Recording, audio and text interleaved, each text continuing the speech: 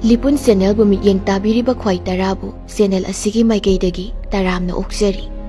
iramdamgi oiba phungawari loinana tonghan tongan furup kanglupki wari masa kayama channel asina miyamda lepa leitana khudol tamjari loinana channel asibu hena mapung phana bagidamakta adom-adomgi thaujal nizari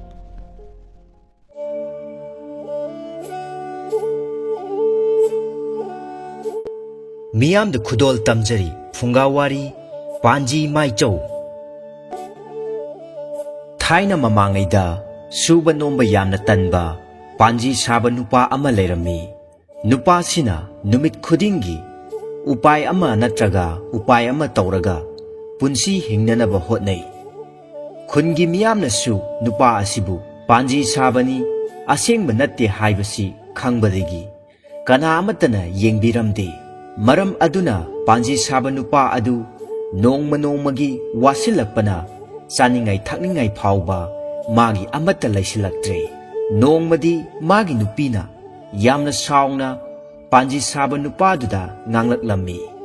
karino thabakti sungsu sudrabanina saningai thakningai amata laisilaktre aikhoibu kari charaga hingadoribano khonsigi misingna sune aibu uba matamda Panji suning dabigi nupini haidunane hunduna noknare asumna hingadaba sarupudina sikibana phare magi nupigi asawbudu phatharaga nupa aduna amu hairei hai phare se ai hakne ngasidagidi thabak kanna suraga nangbu nungainaba hotnaragi laibak sinba thungna Panji aigi igunse khanghalage aduna ai hak Panji maichou oidaba yadre Suba ngaktana nungaiba natteko sudaba ngaktana chadaba nantene nungbu nungayu hairabadi isorna chalukta sana khudob yaiba phumduna thamlammi hainaba su leibani aduna nupina ngasidi kaitheldagi ngakra ani danga porom ahum danga leiru chalo ngasidagi aihak koina thabak suba chatlage nang sauranuko madudagidi nupi aduna kaithelda chattuna ngakra aniga porom ahumga lairure aduga magi mapuroibada pire nupaduna nga sing adu puraga atopa khunda lakle asum lakpa matamda khong amada maiba matai manau anikhak isituna lairamba adu thengnare isitpadu khulgi ahal laman mayamsu yengnarami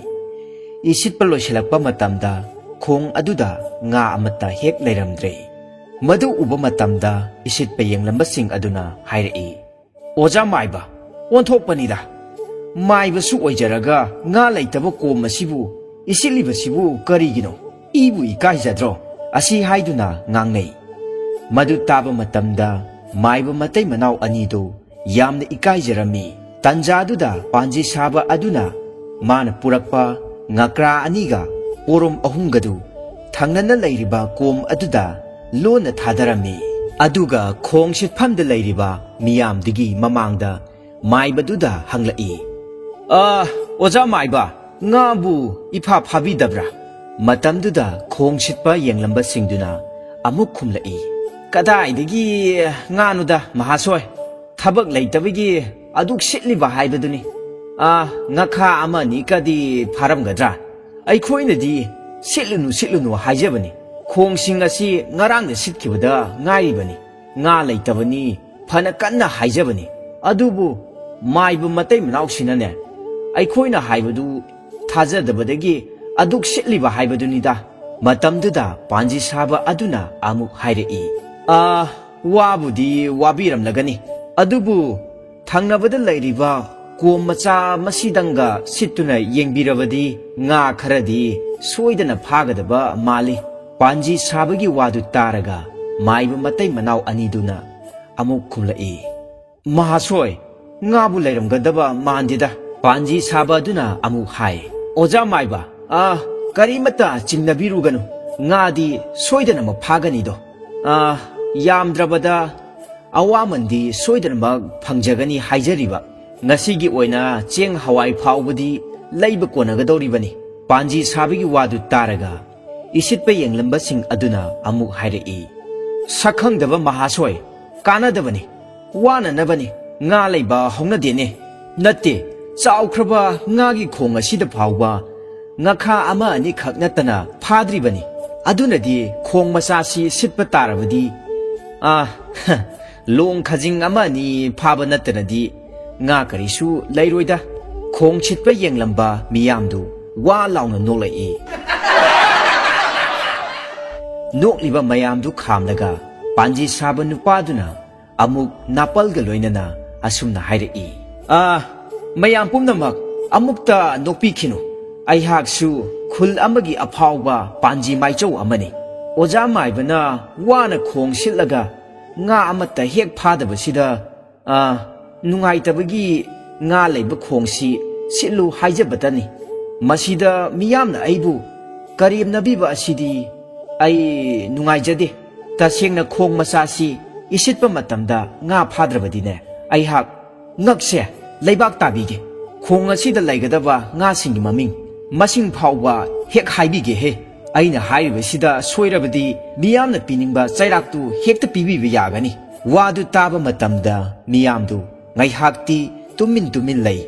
ꯑꯗꯨꯒ ꯃꯥꯏꯕꯗꯨꯅ ꯄꯥꯟꯖꯤ ꯁꯥꯕꯗꯨꯗ ꯍꯥꯏꯔꯛꯏ ꯑꯣꯖꯥ ꯄꯥꯟꯖꯤ ꯇꯁꯦꯡꯅ ꯈꯣꯡ ꯃꯆꯥꯁꯤꯕꯨ ꯉꯥꯒ ꯂꯩꯔꯝꯒꯗ꯭ꯔꯅꯦ ꯇꯥꯟꯖꯥꯗꯨꯗ ꯃꯤꯌꯥꯝꯗꯨꯁꯨ ꯍꯪꯅꯔꯛꯏ ꯍꯥꯏ ꯑꯗꯨꯗꯤ ꯐꯔꯦ ꯄꯥꯟꯖꯤ ꯃꯥꯏꯆꯧ ꯈꯣꯡ ꯑꯁꯤꯗ ꯉꯥꯗꯤ ꯂꯩꯔꯝꯒꯅꯤ ꯍꯥꯏꯕꯗꯣ ꯍꯦꯛꯇ ꯍꯥꯏꯕꯤꯌꯨ ꯐꯔꯦ ꯑꯩꯍꯥꯛ ꯍꯥꯏꯔꯒꯦꯀꯣ ꯑꯗꯨꯕꯨ ꯑꯩꯅ ꯍꯥꯏꯕꯁꯤ ꯆꯨꯝꯂꯕꯗꯤ ꯃꯤꯌꯥꯝꯅ ꯑꯩꯒꯤꯗꯃꯛꯇ ꯀꯔꯤ ꯈꯨꯗꯣꯜꯗꯤ ꯄꯤꯕꯤꯕ ꯉꯝꯒꯅꯤ ꯑꯗꯨꯗꯒꯤꯗꯤ ꯃꯤꯌꯥꯝ ꯑꯗꯨꯅ ꯑꯃꯨꯛ ꯍꯥꯏꯔꯛꯏ ꯐꯔꯦ ꯑꯩꯈꯣꯏ ꯃꯌꯥꯝꯅꯅꯦ ꯑꯣꯖꯥ ꯄꯥꯟꯖꯤꯒꯤꯗꯃꯛ ꯁꯅꯥ ꯂꯨꯄꯥ ꯐꯧ ꯆꯦꯡ ꯀꯌꯥꯃꯔꯨꯝ ꯈꯥꯏꯅꯔꯒ ꯄꯤꯖꯒꯗꯧꯔꯤꯕꯅꯤ ꯑꯗꯨꯅ ꯑꯣꯖꯥ ꯄꯥꯟꯖꯤ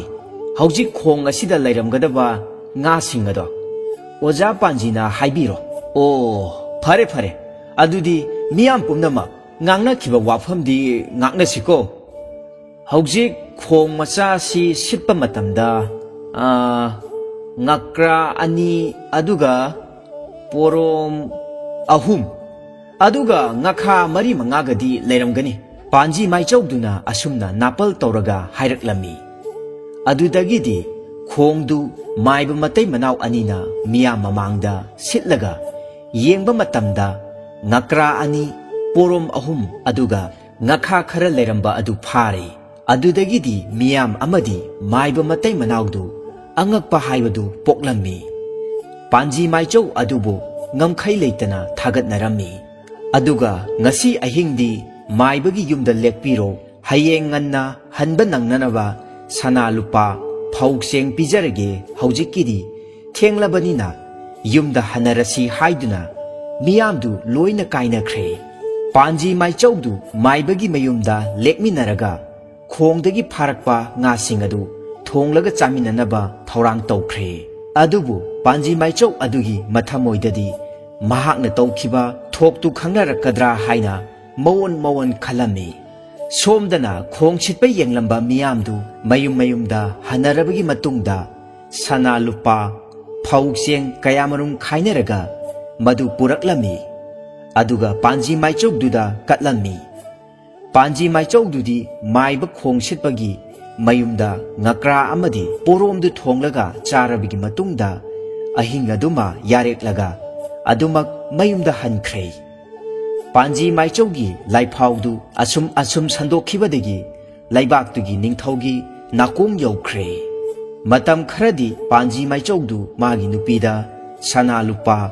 ꯂꯟ ꯊꯨꯝ ꯀꯌꯥꯗꯨ ꯄꯤꯔꯒ ꯃꯇꯝ ꯀꯨꯏꯅ ꯅꯨꯡꯉꯥꯏ ꯌꯥꯏꯐꯅ ꯍꯤꯡꯂꯝꯃꯤ ꯃꯁꯤꯒꯤ ꯃꯇꯨꯡ ꯅꯣꯡꯃꯗꯤ ꯂꯩꯕꯥꯛ ꯑꯗꯨꯒꯤ ꯅꯤꯡꯊꯧꯒꯤ ꯌꯥꯝꯂꯕ ꯁꯅꯥ ꯂꯨꯄꯥ ꯌꯥꯎꯕ ꯎꯄꯨ ꯑꯃꯈꯛ ꯃꯥꯡꯈꯤꯔꯝꯃꯤ ꯅꯤꯡꯊꯧꯅ ꯂꯩꯕꯥꯛ ꯑꯗꯨꯗ ꯂꯩꯔꯤꯕ ꯑꯃꯥꯏꯕ ꯑꯃꯥꯏꯕꯤ ꯄꯥꯟꯖꯤ ꯃꯥꯏꯆꯧ ꯀꯌా ꯀꯧꯔꯒ ꯁꯅꯥ ꯂꯨꯄꯥꯗꯨ ꯊꯤꯕ ꯃꯇꯝꯗ ꯐꯪꯕ ꯀꯧꯕ ꯉꯝꯗ꯭ꯔꯦ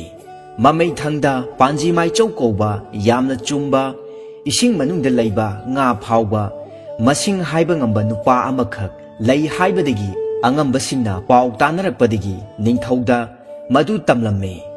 ꯅꯤꯡꯊꯧꯅ ꯈꯨꯗꯛ ꯑꯗꯨꯗ ꯃꯅꯥꯏ ꯃꯁꯦꯜ ꯊꯥꯔꯒ ꯗꯣꯂꯥꯏ ꯇꯣꯡꯍꯜꯂꯒ ꯄꯥꯟꯖꯤ ꯃꯥꯏꯆꯧ ꯅꯨꯄꯥ ꯑꯗꯨ ꯀꯣꯅꯨꯡ ꯇꯝꯅ ꯄꯨꯍꯜꯂꯛꯂꯝꯃꯤ ꯄꯥꯟꯖꯤ ꯃꯥꯏꯆꯧ ꯅꯨꯄꯥ ꯑꯗꯨꯗꯤ ꯑꯁꯦꯡꯕ ꯄꯥꯟꯖꯤ ꯅꯠꯇꯕꯅꯤ나 ꯗꯣꯂꯥꯏ ꯇꯣꯡꯅ ꯃꯊ꯭ꯋꯥꯏ ꯌꯥꯝꯅ ꯋꯥꯔꯝꯃꯤ ꯅꯤꯡꯊꯧꯗꯨꯒꯤ ꯆꯩꯔꯥꯛ ꯁꯣꯏꯗꯅ ꯐꯪꯂꯒꯅꯤ ꯈꯟꯕꯗ ꯃꯍꯥꯛ ꯀꯤꯕꯅ ꯂꯣꯏꯔꯦ ꯀꯤꯃꯟꯕꯗꯒꯤ ꯃꯊꯟꯇ ꯃꯆꯤꯟꯗ ꯈꯣꯟꯖꯦꯜ ꯊꯣꯛꯅ ꯑꯁꯨꯝꯅ ꯁꯣꯜꯂꯤ ꯏꯁ ꯉꯁꯤꯗꯤ ꯁꯣꯏꯗ꯭ꯔꯦ ꯅꯤꯡꯊꯧꯒꯤ ꯆꯩꯔꯥꯛ ꯐꯪꯕ ꯁꯣꯏꯗ꯭ꯔꯦ ꯑꯆꯧꯕ ꯍꯥꯏꯕꯕꯨ ꯑꯄꯤꯛꯄꯁꯨ ꯌꯥꯎꯒꯗꯧꯔꯤꯗꯣ ꯑꯁꯨꯝꯅ ꯄꯥꯟꯖꯤ ꯃꯥꯏꯆꯧꯗꯨ ꯃꯊꯟꯇ ꯗꯣꯂꯥꯏ ꯃꯊꯛꯇ ꯊꯋꯥꯏ ꯌꯥꯝꯅ ꯋꯥꯅ ꯃꯍꯥꯛꯁꯤ ꯌꯥꯝꯅ ꯆꯥꯎꯔꯝꯕꯗꯒꯤ ꯄꯤꯛꯀꯗꯧꯔꯦ ꯍꯥꯏꯅ ꯀꯤꯅ ꯁꯣꯟꯕꯗꯨ ꯗꯣꯂꯥꯏ ꯄꯨꯔꯤꯕ ꯅꯤꯡꯊꯧꯒꯤ ꯃꯅꯥꯏ ꯑꯅꯤꯗꯨꯒ ꯃꯃꯤꯡ ꯆꯞ ꯍꯦꯛ ꯃꯥꯟꯅꯔꯝꯃꯤ ꯃꯅꯥꯏ ꯑꯅꯤꯗꯨ ꯑꯃꯅ ꯑꯆꯧꯕ ꯀꯧꯔꯝꯃꯤ ꯑꯗꯨꯒ ꯑꯃꯅ ꯑꯄꯤꯛ ꯀꯧꯔꯝꯃꯤ ꯇꯥꯟꯖꯥ ꯆꯥꯅ ꯄꯥꯟꯖꯤ ꯃꯥꯏꯆꯧꯅ ꯃꯈꯣꯏ ꯑꯅꯤꯒꯤ ꯃꯃꯤꯡ ꯄꯜꯂꯛꯄ ꯑꯗꯨꯗ ꯃꯈꯣꯏ ꯇꯨ ꯈ꯭ꯌꯥꯎ ꯍꯦꯛ ꯆꯣꯡꯂꯝꯃꯤ ꯏꯁ ꯑꯩꯈꯣꯏ ꯑꯅꯤꯅ ꯅꯤꯡꯊꯧꯒꯤ ꯁꯅꯥ ꯂꯨꯄꯥ ꯍꯨꯔꯥꯜꯂꯨꯕ ꯑꯗꯨ ꯄꯥꯟꯖꯤ ꯃꯥꯏꯆꯧꯅ ꯌꯦꯡꯗ꯭ꯔꯤꯉꯩꯗ ꯍꯥꯟꯅ ꯈꯪꯈ꯭ꯔꯦ ꯑꯁꯨꯝꯅ ꯀꯤꯃꯟꯈꯤꯗꯨꯅ ꯗꯣꯂꯥꯏꯗꯨ ꯊꯥꯗꯔꯒ ꯄꯥꯟꯖꯤ ꯃꯥꯏꯆꯧꯗꯒꯤ ꯃꯈꯣꯡ ꯀꯣꯜꯂꯒ ꯃꯈꯣꯏ ꯑꯅꯤꯅ ꯑꯃꯨꯛ ꯍꯥꯏꯔꯛꯏ ꯑꯣꯖꯥ ꯄꯥꯟꯖꯤ ꯃꯥꯏꯆꯧ ꯑꯆꯧꯕ ꯑꯄꯤꯛꯄ ꯍꯥꯏꯔꯤꯕ ꯃꯤꯑꯣꯏꯗꯣ ꯅꯤꯡꯊꯧꯒꯤ ꯁꯅꯥ ꯂꯨꯄꯥ ꯍꯨꯔꯥꯜꯂꯨꯕ ꯃꯤꯑꯣꯏꯗꯣ ꯑꯩꯈꯣꯏ ꯑꯅꯤꯅꯤ ꯏꯅꯤꯡꯊꯧꯗ ꯍꯥꯏꯗꯣꯛꯄꯤꯔꯕꯗꯤ ꯑꯩꯈꯣꯏ ꯑꯅꯤ ꯁꯣꯏꯗꯅꯃꯛ ꯑꯉꯥꯡ ꯑꯣꯜꯍꯜꯂꯒꯅꯤꯗꯣ ꯑꯗꯨꯅ ꯑꯩꯈꯣꯏꯒꯤ ꯊꯋꯥꯏꯕꯨ ꯑꯃꯨꯛꯇꯗꯤ ꯀꯟꯕꯤꯌꯨ ꯄꯥꯝꯕꯩ ꯑꯃ ꯇꯧꯔꯒ ꯑꯣꯖꯥꯅ ꯏꯅꯤꯡꯊꯧꯗ ꯑꯩꯈꯣꯏ ꯑꯅꯤꯕꯨ ꯍꯥꯏꯗꯣꯛꯄꯤꯒꯅꯨ ꯗꯣꯂꯥꯏ ꯄꯨꯕ ꯅꯨꯄꯥ ꯑꯅꯤꯗꯨꯒꯤ ꯋꯥꯗꯨ ꯇꯥꯔꯨꯕ ꯃꯇꯝꯗ ꯍꯨꯔꯥꯟꯕꯁꯤꯡ ꯑꯗꯨ ꯃꯈꯣꯏ ꯑꯅꯤꯅꯤ ꯍꯥꯏꯕꯁꯤ ꯈꯪꯕ ꯉꯝꯂꯦ ꯑꯗꯨꯗꯒꯤꯗꯤ ꯄꯥꯟꯖꯤ ꯃꯥꯏꯆꯧꯗꯨꯅ ꯑꯃꯨꯛ ꯑꯁꯨꯝꯅ ꯍꯥꯏꯔꯛꯏ ꯑꯣ ꯑꯗꯨꯗꯤ ꯐꯔꯦ ꯅꯈꯣꯏ ꯑꯅꯤꯕꯨ ꯀꯟꯕꯤꯔꯒꯦ ꯑꯗꯨꯅ ꯁꯅꯥ ꯂꯨꯄꯥꯁꯤꯡ ꯑꯗꯨ ꯀꯗꯥꯏꯋꯥꯏꯗ ꯊꯝꯃꯤ ꯑꯩꯉꯣꯟꯗ ꯇꯁꯦꯡꯅ ꯍꯥꯏꯌꯨ ꯋꯥꯗꯨ ꯇꯥꯕ ꯃꯇꯝꯗ ꯅꯤꯡꯊꯧ ꯃꯅꯥꯏ ꯑꯅꯤꯗꯨ ꯍꯔꯥꯎꯔꯝꯃꯤ ꯂꯣꯏꯅꯅ ꯁꯅꯥ ꯂꯨꯄꯥꯁꯤꯡ ꯑꯗꯨ ꯅꯤꯡꯊꯧꯒꯤ ꯁꯅꯊꯣꯡꯒꯤ ꯃꯄꯥꯟꯗ ꯂꯩꯕ ꯑꯁꯣꯡꯕ ꯃꯣꯡꯁꯣꯡ ꯑꯗꯨꯒꯤ ꯃꯅꯨꯡꯗ ꯑꯆꯧꯕ ꯈꯣꯡꯗꯨꯗ ꯊꯥꯗꯔꯒ ꯂꯣꯠꯂꯒ ꯊꯝꯃꯤ ꯍꯥꯏꯅ ꯄꯥꯟꯖꯤ ꯃꯥꯏꯆꯧꯗꯨꯗ ꯇꯝꯂꯝꯃꯤ ꯑꯗꯨꯒ ꯃꯈꯣꯏꯒꯤ ꯊꯋꯥꯏꯕꯨ ꯀꯟꯕꯤꯌꯨ ꯍꯥꯏꯅꯁꯨ ꯍꯥꯏꯔꯝꯃꯤ ꯄꯥꯟꯖꯤ ꯃꯥꯏꯆꯧ ꯍꯔꯥꯎꯕꯅ ꯂꯣꯏꯔꯦ ꯑꯆꯧ ꯑꯃꯁꯨꯡ ꯑꯄꯤꯛ ꯃꯈꯣꯏ ꯑꯅꯤꯅ ꯍꯨꯔꯥꯟꯕꯅꯤ ꯍꯥꯏꯕ ꯅꯤꯡꯊꯧꯗ ꯍꯥꯏꯗꯣꯛꯄꯤꯔꯔꯣꯏ ꯍꯥꯏꯗꯨꯅ ꯃꯈꯣꯏ ꯀꯣꯅꯨꯡ ꯇꯝꯅ ꯂꯥꯛꯂꯝꯃꯤ ꯀꯣꯅꯨꯡ ꯍꯦꯛ ꯌꯧꯕꯒ ꯅꯤꯡꯊꯧꯅ ꯄꯥꯟꯖꯤ ꯃꯥꯏꯆꯧꯗ ꯁꯅꯥ ꯂꯨꯄꯥ ꯃꯥꯡꯈꯤꯕꯁꯤꯡ ꯑꯗꯨꯒꯤ ꯋꯥꯔꯤ ꯄꯨꯝꯕ ꯂꯤꯔꯗꯨꯅ ꯂꯩꯐꯥꯎ ꯇꯧꯗꯨꯅ ꯄꯨꯊꯣꯛꯄꯤꯅꯕ ꯌꯥꯊꯪ ꯇꯧꯔꯝꯃꯤ ꯃꯗꯨꯗꯒꯤꯗꯤ ꯄꯥꯟꯖꯤꯗꯨꯅ ꯆꯩꯇꯦꯛ ꯑꯃ ꯄꯥꯏꯗꯨꯅ ꯂꯩꯃꯥꯏꯗ ꯉꯥꯏꯍꯥꯛꯇꯪ ꯈꯣꯠꯆꯤꯟꯅꯔꯒ ꯌꯥꯝꯅ ꯃꯨꯟꯅ ꯋꯥꯈꯜ ꯈꯜꯂꯒ ꯁꯅꯥ ꯂꯨꯄꯥꯁꯤꯡ ꯑꯗꯨ ꯁꯅꯊꯣꯡꯒꯤ ꯅꯥꯀꯟꯗ ꯂꯩꯔꯤꯕ ꯑꯁꯣꯡꯕ ꯃꯣꯡꯁꯣꯡ ꯑꯗꯨꯒꯤ ꯃꯅꯨꯡꯗ ꯂꯩꯔꯤꯕ ꯑꯆꯧꯕ ꯈꯣꯡ ꯑꯁꯤꯗ ꯂꯨꯞꯂꯒ ꯂꯩꯔꯦ ꯍꯥꯏꯗꯨꯅ ꯅꯤꯡꯊꯧꯗ ꯍꯥꯏꯔꯝꯃꯤ ꯅꯤꯡꯊꯧꯅ ꯃꯅꯥꯏꯁꯤꯡꯗ ꯈꯣꯡ ꯑꯗꯨ ꯈꯨꯗꯛ ꯑꯗꯨꯗ ꯏꯁꯤꯡ ꯄꯨꯝꯕ ꯁꯤꯠꯇꯣꯛꯍꯟꯗꯨꯅ ꯌꯦꯡꯂꯨꯕ ꯃꯇꯝꯗꯗꯤ ꯁꯅꯥ ꯂꯨꯄꯥꯁꯤꯡꯗꯨ ꯄꯨꯝꯅꯃꯛ ꯃꯐꯝ ꯑꯗꯨꯗ ꯂꯩꯔꯝꯂꯦ ꯅꯤꯡꯊꯧꯗꯨ ꯑꯗꯨꯛꯀꯤ ꯃꯇꯤꯛ ꯍꯔꯥꯎꯕꯅ ꯂꯣꯏꯔꯦ ꯄꯥꯟꯖꯤ ꯃꯥꯏꯆꯧ ꯑꯗꯨꯕꯨ ꯂꯩꯕꯥꯛꯀꯤ ꯄꯥꯟꯖꯤ ꯃꯀꯣꯛ ꯍꯥꯞꯂꯒ ꯁꯅꯥ ꯂꯨꯄꯥ ꯀꯌꯥꯃꯔꯨꯝ ꯄꯤꯔꯒ ꯃꯌꯨꯝ ꯇꯝꯅ ꯑꯃꯨꯛ ꯗꯣꯂꯥꯏꯗ ꯊꯤꯜꯍꯜꯂꯨꯔꯦ ꯑꯁꯨꯝꯅ ꯄꯥꯟꯖꯤ ꯃꯥꯏꯆꯧꯗꯨ ꯌꯥꯝꯅ ꯅꯨꯡꯉꯥꯏ ꯌꯥꯏꯐꯅ ꯄꯥꯜꯂꯝꯃꯤ ꯃꯇꯝ ꯈꯔ ꯂꯩꯔꯒ ꯑꯃꯨꯛ ꯊꯪꯅꯕꯗ ꯂꯩꯕ ꯂꯩꯕꯥꯛ ꯑꯃꯗ ꯃꯇꯝ ꯀꯨꯏꯅ ꯅꯣꯡ ꯇꯥꯗꯕꯗꯒꯤ ꯏꯀꯪ ꯊꯣꯛꯄꯗꯒꯤ ꯄ꯭ꯔꯖꯥ ꯄꯨꯝꯅꯃꯛ ꯌꯥꯝꯅ ꯋꯥꯅ ꯄꯨꯟꯁꯤ ꯍꯤꯡꯅꯔꯝꯃꯤ ꯍꯥꯏꯔꯤꯕ ꯂꯩꯕꯥꯛꯁꯤꯒꯤ ꯅꯤꯡꯊꯧꯅ ꯄꯥꯟꯖꯤ ꯃꯥꯏꯆꯧꯒꯤ ꯋꯥꯔꯤꯁꯤ ꯇꯥꯔꯨꯕꯗꯒꯤ ꯃꯅꯥꯏꯁꯤꯡ ꯊꯥꯔꯛꯂꯒ ꯀꯔꯝꯕ ꯃꯇꯝꯗ ꯅꯣꯡ ꯇꯥꯒꯗꯒꯦ ꯍꯥꯏꯗꯨꯅ ꯌꯦꯡꯕꯤꯅꯕ ꯍꯥꯏꯖꯔꯝꯃꯤ ꯃꯗꯨꯗꯒꯤꯗꯤ ꯗꯣꯂꯥꯏꯗ ꯍꯥꯞꯂꯒ ꯄꯥꯟꯖꯤ ꯃꯥꯏꯆꯧꯗꯨ ꯄꯨꯔꯒ ꯑꯆꯧꯕ ꯎꯃꯪ ꯑꯃꯈꯛ ꯐꯥꯎꯔꯒ ꯏꯀꯪ ꯊꯣꯛꯂꯤꯕ ꯂꯩꯕꯥꯛ ꯑꯗꯨꯗ ꯀꯣꯅꯨꯡ ꯇꯝꯅ ꯑꯁꯨꯝ ꯂꯥꯛꯂꯝꯃꯤ ꯎꯃꯪꯗꯨꯗ ꯑꯁꯨꯝ ꯂꯥꯛꯄ ꯃꯇꯝꯗ ꯄꯥꯟꯖꯤꯗꯨꯅ ꯃꯊꯟꯇ ꯁꯣꯟꯖꯔꯝꯃꯤ ꯍꯟꯗꯛꯇꯤ ꯑꯩꯍꯥꯛꯁꯦ ꯁꯣꯏꯗꯅꯃꯛ ꯆꯣꯞꯄ ꯇꯥꯔꯦ ꯅꯤꯡꯊꯧꯒꯤ ꯆꯩꯔꯥꯛ ꯁꯣꯏꯗꯅ ꯐꯪꯂꯒꯅꯤ ꯑꯁ ꯑꯣꯟꯊꯣꯛꯄꯒꯤ ꯂꯥꯏꯕꯛꯅꯤꯗ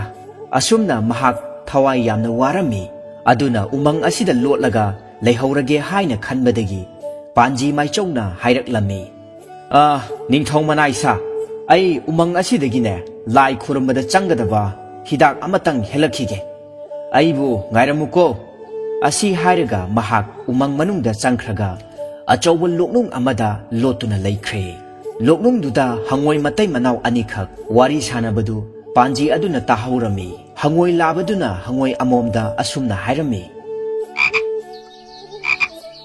ꯇꯥꯔꯤꯕ꯭ꯔꯥ ꯂꯩꯕꯥꯛꯁꯦ ꯅꯣꯡ ꯇꯥꯗꯕꯗꯒꯤ ꯃꯍꯩ ꯋꯥꯅꯔꯕꯅꯤ ꯑꯗꯨꯕꯨ ꯅꯍꯥꯟ ꯃꯈꯩ ꯅꯣꯡ ꯇꯥꯗ꯭ꯔꯕꯁꯨ ꯃꯊꯪꯒꯤ ꯆꯌꯣꯜꯁꯤꯗꯒꯤꯗꯤꯅꯦ ꯅꯣꯡꯁꯤ ꯌꯥꯝꯅ ꯀꯟꯅ ꯇꯥꯃꯟꯈꯤꯕꯗꯒꯤ ꯏꯆꯥꯎꯕꯨ ꯊꯣꯛꯂꯒꯅꯤꯗꯣ ꯑꯗꯨꯅ ꯁꯒꯥꯏ ꯋꯥꯡꯅ ꯁꯥꯍꯧꯗ꯭ꯔꯕꯗꯤ ꯇꯥꯏꯕꯪ ꯃꯤꯑꯣꯏꯕꯁꯤꯡꯁꯦ ꯂꯩꯐꯝ ꯐꯥꯎꯕ ꯂꯩꯔꯣꯏꯗꯧꯔꯤꯕꯅꯤ hangoi anina sanariba waridu tarubadagi panjidu umangdagi thorakpa matamdadi ningthau manaising adu ngaiba makhai ngairamlabagi matungda lotkrabani haina khanbadagi konung tamna amuk chatkhirami panji mai chaudu yamna kanna chelakaga ningthau manaising adu tanaraklami adubu konung yoromdaida amuk ningthau manaising aduga mahak thengnare maduda panji mai chaudu sawan khibadagi ningthau manaisingda asumna hairei hai ningthau manaisa aina ningthauda tamlaga nakhoi soidanamak chairak pihangani aina laktri phawwa ngairamu hairaga karigi tumina chatlibano wadu taba matamda manaising adu kibana loire oja panji yaragadi iningthauda haidok pigano aikhoi yamna lanjare asi hairaduna panji maichau adu khurumjarami madugi matungda panji maichau adubu dolaida amuk tonghanduna konungda amuk changlakle leibak ningthongna panji adubu harau tayamna oklaga nong tadabagi wari adu liraga karamba matamda nong tagadagi karamna awaba kokkadagi haiba yengbiu haina hairami madudagidi panji maichau aduna laige hairam leiram pochang tharaga chaitek amana leimaida khotlaga ngaihak tumina leirurabagi matungda wakhal tawi aduga ningthauda asumna hairei iningthau karisu wabiruragano chayol amagi matungda nongsi atat akham leitana churagani do adubu awabadi nahan makhai nong chudabagi warambasing ado nonggi laido iningthaugida pulap hek leire aduna nongsi punna hek taraklagani do aduni iningthau ichau thokpadagi praja mayamasi leifam leiroidoribo yaragadi iningthauna leibak sinba thungna sagai sananaba pau lauthokpiro wadu taba matamda ningthaudu yamna haraurami aduga amuksu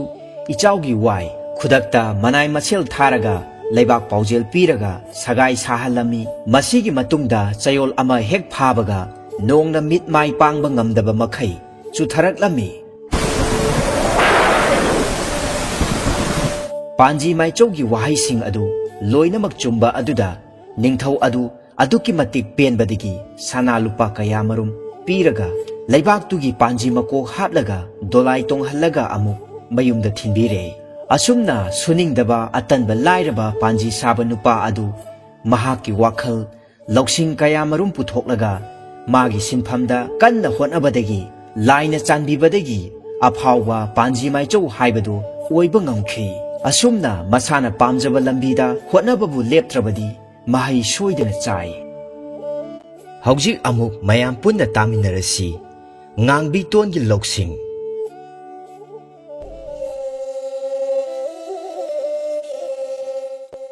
isu sa ngasi dine wari ema phunga wari ema lige ko nakhoi napukning changna taw phunga wari asina ne nakhoi gi wakhal loksing kari oibage haibado wari asi tara matungda khanguko asumna chawbana mahaki masu singbu phunga gi akoibada mai tikna phunga wari ama liba holaklami thaina matam amada poirei ko nupa ama leirami poirei yamna lairaba misak amani mahakna lairabagi maramdi mahaki macha yamami macha tarit poklami macha sing asibu semna naba honabada mahak henau awaba haibadu oirami macha tarit ki manungda nupi amakhak yaurami ngangbiton kawi masak matau yamna changkholi mabudi marung sing yamna lei mabung taruk ki manungda ngangbitona khwaidi iton tonbini asumna matamgi matung inna poregi masa sing asi kangdong pharaklami poregi machanupi ngangbiton masak matau yamna changkhonbana maram oiraga khul laikai aduda amadi thangnaba khunda leiriba pakhang kayana ngangbiton gi masak matau changkholba asibu ururaga hena apam nungsiba phawrami asumna ngangbitona mathot karakpi matam aduda mahakpu nungsijaba nupa taret khak leirami nupa taret si amana amabu masak khangnaramde adubu ngangbitona yamna singna nupa taret sing asibu koirami adubu ngangbitongi nupa taret sing asi nongmata phajana punde nongmadi ngangbitona mahaki nupa taret sing adu langphaida chattuna thabak suba chatlani pau taba matam aduda mahaki nupa taret adu amamam unarami Maduda ngangbitona makhoi khudol pot oina mairian mapum amabu masung tare thong khaidolaga cheng khara kharaga mairian saruk amamamga nupa tare sing aduda amamamta unaba matamda pirammi. Asumna nupa tare sing adu langphaida thabak suba chatnarami. Langphaida thabak suba mafam amada makhoi taret adu punna thengnarami. Madudagi makhoi tare sing adu mafam aduda punna thabak suminarami. Asumna makhoi taret aduna thabak suminarakpana sakhang maikhang narami. Madudagi makhoina numidangi saklen oina sak injang thong asi hainaduna mathel lukoi kari kari thongba yabage haiduna kari kari punarak I haiduna hangnarami. Maduda magi oiba mayin masung amamamga cheng khara kharaga puthoknarami. Maduda nupa tare sing adugi marakta khara chahi yamba nupa ama yaurami. Nupa aduna wakhal ama laami. Hairiba marin masung tare sing adu punjanduna yengba matamdadi hairiba marin masung asi marin mapum amagine haiba mahakna khanglami. Madudagi mahakna lairiba nupa taruk sing aduda wafam ama hogdoklami. Inausha nakhoi taruk tagidi aina chahi khara hena hanba adu thokle. Ai karigumba wafam matangdi hogdokke. Aikhoina punarakliba marin masung taruk amadi aigi purakliba marin masung amajiga taret hairiba marin masung taret singase marin mapum amagi oigani aduna marin masung singase kana na pirakpano. Asumna mahakna hangba matamda marin masung sing asi ngangbitona pirakpani haibadu makhoi loina khangnarami. Madudagi makhoi taret adu yamna saurami. Ngangbitona makhoi taret adubu mahaki nupa oina mahakna loinamak longnam nam thak tobire haiba makhoi taret aduna loina khanglami. Madudagi makhoi taret adu yamna sawbana maram oiraga ngangbitonu para amadi tambirasi haiduna makhoi taret mak wa lepnarami. Madudagi makhoi taret adu amukta pulap oina ngangbitonu manak tamna laklami. Ngangbitona lay ising chaiduna leiringaida mahaki nupa taret sing adu mafam aduda punna laknama matam aduda mahak yamna akiba phawrami. Nupa taret sing aduna ngangbitoni malakta chansinduna hairami. He nupi nahakna aikhoi tarepu longnam nam thak tawduna nahaki napuroiba oige khali madu oithoktabani.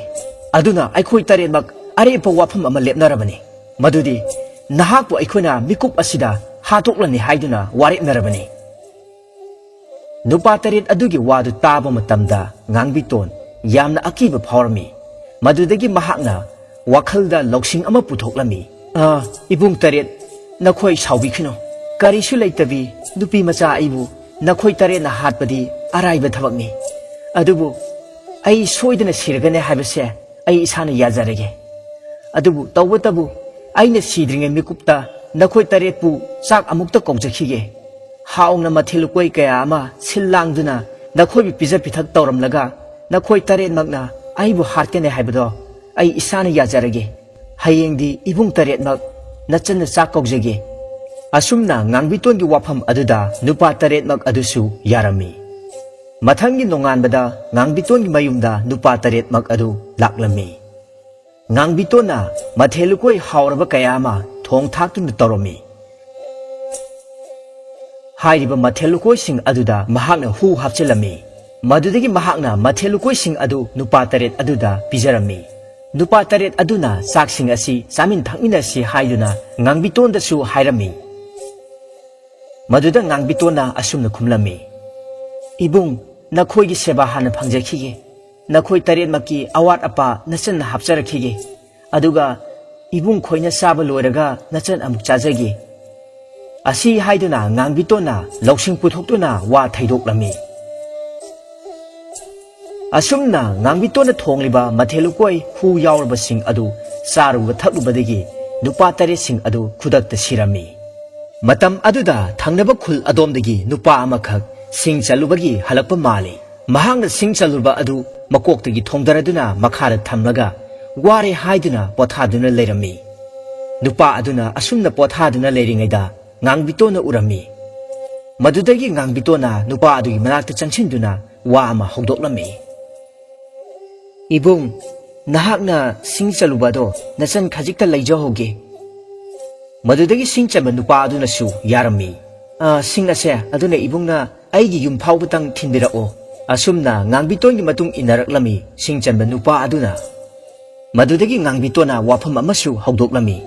karigumba ibungna thabak ase pangthokpiba tarabadi sing asigi mamaldagi hengatna pijage ngangbitoni wafam aduda sing chanba nupa adusu yaraduna hoi haina haire asiba nupa tare sing adudagi ama puthoraktuna asumna hairami ibung nahangna sanbiduna asiba nupa se amukta yumasidigi lamna awang thangboromda hundokpiruso nupa asina aigi yum changlaktuna aigi pochai hurange tawi amadi aibu hatke tawbada aikhoi ani ningai sangdanarapdagi mahakku aina hatkhre nupa ase amukta lamna awang thangboromda hundokpiu adu oitarabadi nachanna ibungi sing mamal asidagi hena paisa pijage madudagi sing chanba nupa adusu ngangbitoni wafam aduda yaraduna asiba nupa adubu hundokpa chatlami asumna sing chanba nupa aduna asiba nupa adubu hundokpa chatkhringai matam aduda ngangbitona nupa amamu puthoraktuna thamlami sing chanba nupa aduna asiba adubu hundokluraga hanjalakpa matamda amu asiba among leirambaduda pungangaklami ngangbitona mu hairami ibung nahangna asiba nupa do hundoklurabasu mafam asida hektamak lai amukka hundokpiraso adugu lupa 10 dudagi amu lupa 5 amu hapsanjage madudasu sing chanba nupa aduna yaraduna asiba nupa adubu makha thangbramda hundokpiu haibadagi makha thangbaromda hundokpa chatlami asumna mahangna asiba nupa adubu hundokpa chatkhringaida asiba nupa amamu ngangbitona puthoktuna thamlami asumna haiba sing chanba nupa asina asiba sing asibu mathang hundorakpada aroibo oina asiba nupa 3 suba adumu hundokpa chalamdaida ngangbitona asumna hairami ibung nahangna asiba se hundokpi haibabu adubu hektamang lai handaktine hundokpagi mahutta mai oina thadokpiro khul asidagi laptakna leiriba chawkhraba lampak asida asiba miyoi ase poloibiro adu oiragadi nachalna sel mayam pige madudasu sing chanba nupa aduna ngangbitoni wafam aduda yaraduna asiba miyoi adubu poloinaba toromi asumna khul adubu thangnana leiriba pakhraba lampak aduda asiba nupa adubu polorami asumna sing chanba nupa aduna miyoi 3 sing adu mathang hundoklubadigi waman khaduna asiba nupa aduna chaklibadu loiba ngairami asumna tanja aduda khul adugi sana saba nupa ama khakna mahaki sana sabada changba sei maital achakpa leitre haiduna mahakna asum khanjanaringaida laptakna lampakta asiba poloibagi sei maital ngaksang ngangbudu urami madudagi mahakna sei maital achakpadu lowu chatlami hairiba matam asidadi sing chanba nupa adudi waman khraduna uiri tawduna leirami sana saba nupa aduna sei maital adubu khotuna lauthokena laknaringai tanja aduda makhol taraktuna sing chanba nupa aduna yengtholokpa matamda nupa amana sei maital khotuna leirambadu urubada asiba nupa adu tasengnamakki hingalakle haiba mahakna khalami madudagi mahakna nupa asibu chagliba mai aduda langsinduna hatoke haina torami makhoi ani asum muknarakpa matamda sing chanba nupa adudi yamna waman khaduna kiba phawraklami madudagi mahakna ngamjararoi sidi haina chenkhige tawi tanja aduda ngangbitona laptakna laurai ibung nahaki paisa pugadaba watliye paisa sing ase amukta lawbi khuo matam aduda sing chanba nupa adudi paisa ga lawjararoi ngamjadre haiduna yamna kina mafam adubu thadoktuna kan chenkhirami Isusa masini lawsing singbi ngangbitona mahaki lawsing puthokuna mahaki khudong thiningai oiraba thogdok kaya sing adudagi masana masabu kanjakhi phungawari asina piningliba paktakti atei kari sunate aikhoina khudong thiba thabak ama tholakpa matamda isana pukning wakhal phathajaraga madudagi isana ngakthok chananaba wakhal lawsing leiba wakhal lawsing puthokpa haibase masina isabu kanjei haibase phungawari asina ne nakhoida paktak piribeniko phungawari asigi paktak lawsing oiba yaba asimatang lawsilu phattaba wakhalondine kaidonglungdasu khanjinganu afaba wakhalondudi matam pumbada lawsinduna ne hena wakhal lawsing leinaba honauko isusa